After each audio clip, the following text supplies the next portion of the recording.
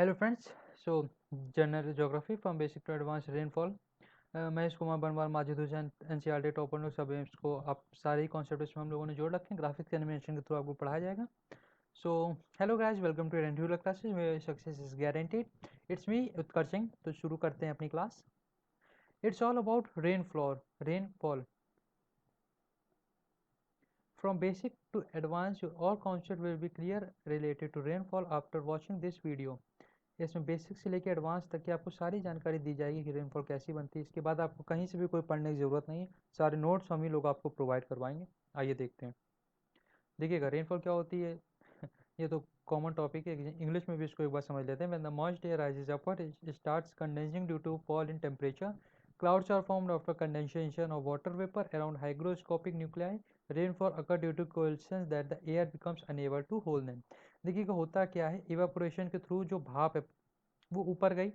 अब ऊपर जाने के बाद ये एक कंडेंस हुई, मतलब लिक्विड टू सेमी एक क्लाउड का, ये देखिए क्लाउड का एक फॉर्म हुआ। इवापोरेशन के थ्रू एक क्लाउड का फॉर्मेशन हुआ, कंडेंसिंग। और जब ये ऊपर जाके कंडेंस हो जाती है, क्योंकि देखिए जब भाप ऊपर जाती है तो कहीं ना कहीं एक सॉलिड उसमें कन्वर्ट हो जाती है due to the fall in temperature. और ये fall in temperature make the formation of the clouds. Hygroscopic nuclei एक टर्म यूज किया गया है due to the charge that they contain, due to the charge that they contain and which leads to the formation of clouds. Rainfall occur due to coalescence that the air becomes unable to hold them. होता क्या है, जैसे ये clouds इतने, इनकी humidity जो होती है, ह्यूमिडिटी डिफाइन करती है कि इसमें कितना वाटर वेपर प्रेजेंट है, और this actually water vapour refers to the amount of the rainfall. आगे देखते हैं। रेनफॉल को तीन पार्टों में बांटा गया है: कन्वेक्शनल रेनफॉल, ओरोग्राफिक रेनफॉल और साइक्लोनिक रेनफॉल। आगे देखते हैं क्या है इन तीन। Okay, so it will be about convectional rainfall क्या होती है। देखिएगा, it occurs due to the thermal convection current caused by the insolation heating of ground surface. देखिएगा, ये थर्मल कन्वेक्शन करंट होता है, जो कि हमारी आपकी आगे वीडियो में आपको बताया जाएगा कि थर्मल कन्वेक्शन करंट होता है कि इतना समझिएगा, जो पृथ्वी की गर्मी होती है वो रिलीज होती है। जब वो रिलीज होती है तो वो जो गर्मी बाहर निकलती है तो उसके जो ऊपर की एयर होती है उसको कहीं ना कहीं वो अफेक्ट करती है, and this affection ultimately leads to the birth of convectional rainfall. आगे देखते हैं। It occurs when the warm air and the moist air rises up due to the convection. देखिएगा, नीचे से हीट रिलीज हुई, अब जो मॉइस्ट एयर है वो ऊपर की तरफ राइज करेगी कन्वेक्शन के through. When the land is heated in the air in its contact rises up and in this पे कन्वेक्शन करंट और प्रोड्यूस। देखिएगा होता क्या है, सिंपल भाषा में, ये एक लैंड है, due to the sun heat इस पर गर्मी पड़ी। जब इस पर गर्मी पड़ी तो हीटअप हुई। अब एक्चुअली तो पूरे दिन हीटअप हुई, लेकिन फिर एक टाइम आता है जब ये अपनी हीट बाहर रिलीज करती, क्योंकि एक हीट हर होल्ड नहीं कर सकती। फिर जब ये अपनी रिलीज करती है तो इसके ऊपर की जो एयर होती है ये और ऊपर बढ़ना चालू होती है due to the convectional current. And this after a certain point of time, मतलब जो डिफरेंट डेंसिटी आती है जब ये वहाँ पहुँच जाती है दिस कन्वेक्शनल करंट के थ्रू, फिर ये लोग एक रेनफॉल में अपने आप को कन्वर्ट कर लेती हैं। क्योंकि एक लिमिट तक जाने के बाद ये लोग वाटर वेपर को उतना कंटेन नहीं कर पाती हैं, जिसकी वजह से ये रेनफॉल के थ्रू अपने आप को वेट कर लेती हैं। When the warm air reaches up to a certain height, it becomes saturated and forms dark cumulonimbus clouds which cause heavy rainfall. मैं आपको पहले बता चुका हूँ। ऊपर जाने के बाद जब ये इस बात एक अब मतलब एक डेंसिटी, रिक्वायर्ड डेंसिटी तक पहुँच जाएगी, उसके बाद ये क्यूमुलोनिम्बस का फॉर्म, क्लाउड्स जो है फॉर्म करेंगी, जिसमें भरपूर मात्रा में रेन वाटर वेपर्स प्रेजेंट होगा, और ये रिजल्ट होता है एक हैवी रेनफॉल का। This type of rainfall occur in equatorial belt in zone of doldrum. Doldrum क्यों? क्योंकि देखिएगा पृथ्वी में ही जो इक्वेटर हमारा होता है, इक्वेटोरियल बेल्ट, सपोज ये है, ये जो हमारा इक्वेटोरियल बेल्ट है, इस पे जो सन है, देखिए ये देखिए, चलिए इसको ऐसे समझिए, ये हमारा सन है, ये इक्वेटोरियल बेल्ट पे सीधे अपनी वर्टिकल रेज प्रोवाइड करता है, जिसकी वजह से इक्वेटर रीजन हीट हो जाता है। जब ये सन चला जाता है तो ये जो अपनी गर्मी है, अपनी गर्मी रिलीज करता है, तो जो इसके ऊपर की एयर होती है वो और ऊपर की तरफ कंडेंस करने लगती है। जब और ऊपर की तरफ कंडेंस करने लगती हैं तो सर्टेन डेंसिटी पे जाने के बाद ये अपने आप को क्यूमुलोनिम्बस क्लाउड में कन्वर्ट कर लेती हैं। क्यूमुलोनिम्बस हम लोगों को मालूम है कि यही अल्टीमेटली राइज वो बर्थ देता है हैवी रेनफॉल का। देखिएगा डायग्राम में समझिएगा, ये ग्राउंड है, वर्टिकल रेस की वजह से हीटअप हुआ, फिर इसने अपनी गर्मी निकाली, warm by most pocket of air convection के थ्रू ये अपराइज हुआ। जब अब एक सर्टेन हाइट्स के जाने के बाद इसने अपने आप को क्यूमुलर निम्बस फॉर्म में फॉर्म कर लिया और फिर इसने हैवी रेनफॉल की। दूसरा देखते हैं,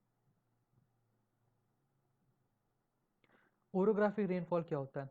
When warm and moist air is obstructed by any hill, it start ascending along the slope of a hill or plateau and gets cooled and it gets saturated and rainfall occurs। देखिएगा, suppose ये एक पहाड़ है, ठीक है, suppose western घाट है, अपने India का ले लेते हैं, और ये सी है। अब यहाँ से जो हवा आई, वार्म और मॉइस्ट एयर आई, वो यहाँ पे ऑब्स्ट्रक्ट हो गई आगे। भाई सर्टेन अमाउंट सर्टेन हाइट्स के बाद ये लोग तो उतनी हाइट्स तक जाएंगे नहीं जहाँ तक हम लोगों की हिल्स हैं, तो यहाँ से ऑब्स्ट्रक्ट होती हैं। ऑब्स्ट्रक्ट होने के बाद ये वापस रिवर्ट नहीं जा सकती, क्योंकि प्रेशर इतना हाई होता है कि इनको इसी के आगे जाना है, तो ये ऊपर की तरफ जाना चालू करती हैं। जब ये लोग ऊपर की तरफ जाना चालू करती हैं तो सर्टेन हाइट पे जाने के बाद ये रेनफॉल वहाँ करवा देती हैं। इसीलिए कुछ रीजन को कहा जाता है विंडवर्ड, जहाँ पे रेनफॉल होती है, और जहाँ पे नहीं होती उसको कहा जाता है levered side. So it occurs frequently hill hills और माउंटेन नियर और पैरेलल टू द कोस्ट। देखिएगा, ये जो पार्ट है माउंटेन का कोस्ट के पैरेलल में, इसलिए यहाँ पे रेनफॉल होगी, क्योंकि यहाँ से असेंड होना चालू हुई, सर्टेन हाइट्स पे जाने के बाद क्यूमुलर निम्बस में फॉर्म होकर अपने आप को रेनफॉल में कन्वर्ट कर लेगी, ये इसके आगे नहीं जा पाती।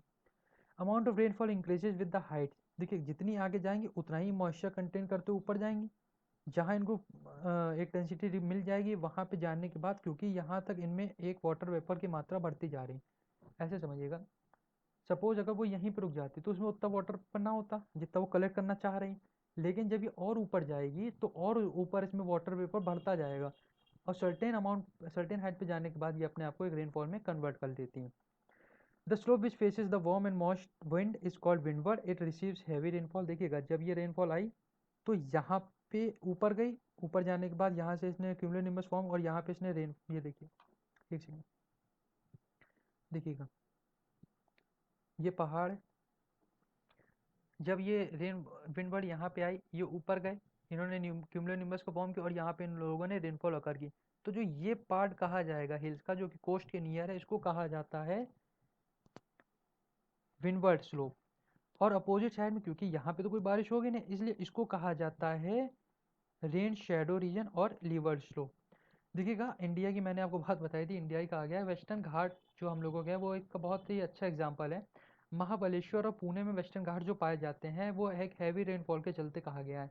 लेकिन जो इसका ये वाला रीजन है, यहाँ पे बहुत हैवी रेनफॉल होती है, लेकिन जब वो एयर यहाँ पे आती है तो वो यहाँ पे रेनफॉल नहीं देती है। आगे चलते हैं, देखिएगा, ये स्ट्रक्चर, ये कोस्ट है, यहाँ से आई, ऊपर की तरफ गई, ये है आपका क्यूमुलोनिम्बस का फॉर्म, और यहाँ पे इसने रेनफॉल अगर करना चालू किया। फिर धीरे धीरे जब इसको क्रॉस करेगी, तो क्योंकि तो पूरी बारिश कर चुकी है, अब इसके पास मॉइस्चराइजर में कुछ नहीं बचा, तो केवल ये क्लाउड लेके आगे जाएगी, और कुछ भी इसके पास नहीं होगा, इसलिए इसको इस रीजन को कहा गया लीवर्ड, और इसको कहा गया विंडवर्ड। आगे देखते हैं, विंडवर्ड साइड देखिएगा, ये भी वही डायग्राम है, इसको प्रैक्टिकली बताएं। इवेपोरेशन के थ्रू ऊपर गया, राइजिंग वार्म आगे आई, रेनफॉल यहीं पे हो गई, और ये रेन शेडो रीजन हुआ।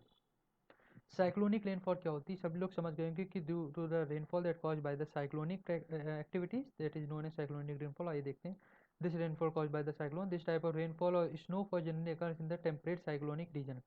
जो टेम्परेट साइक्लोनिक हमारा रीजन है, ये वाला, ये equator,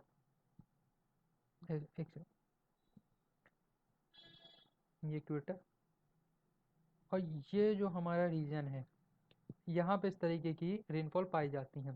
cyclonic rainfall caused by the ascending of moist air and adiabatic cooling caused by the convergence of two extensive air masses of entirely different physical. देखिएगा, होता क्या है इस रेनफॉल में, मॉइस्ट एयर ऊपर की तरफ राइज करती है, एक सर्टेन डेंसिटी के जाने के बाद जो अलग अलग प्रॉपर्टीज़ के एयर मासेज होते हैं वो इसके साथ मिल जाते हैं, जिसकी वजह से रेनफॉल अकर होती है।